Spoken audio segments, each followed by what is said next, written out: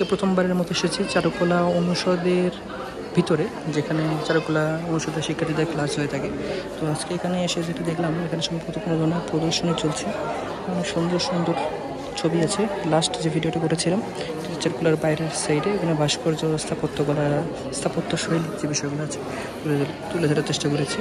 কিন্তু এই বিষয়গুলো আসলে খুবই ইউনিক, কারণ এখানে শিল্পীরা সুন্দর সুন্দর চিত্রায়িত করেছে। আমি আসলে কথা খুঁজে পাচ্ছি না, তাই একটু কথা বলার সময় সমস্যা হচ্ছে।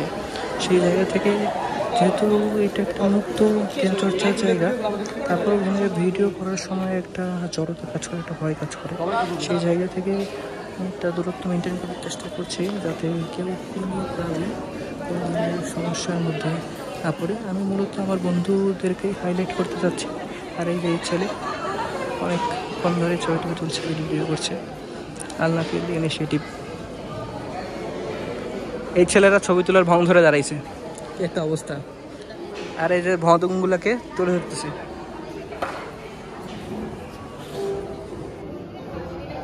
দেখা যাচ্ছে না, ডিসপ্লের মধ্যে ইয়ে পড়তেছে।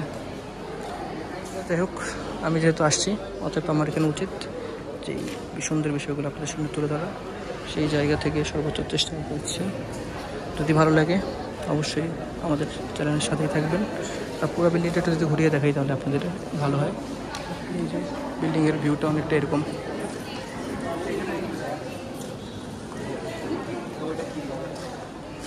এই বিল্ডিংয়ের স্ট্রাকচার অর্থাৎ শেপটা একটু ইউনিক, দেখতে খুবই ভালো লাগছে। সেই জায়গা থেকে আশা করি ভিডিওটা সবাই এনজয় করেছেন। যদি এনজয় করে থাকেন তাহলে চ্যানেলটিকে সাবস্ক্রাইব করবেন, ভিডিওতে লাইক করবেন, কমেন্ট করবেন। সবাই ভালো থাকবেন।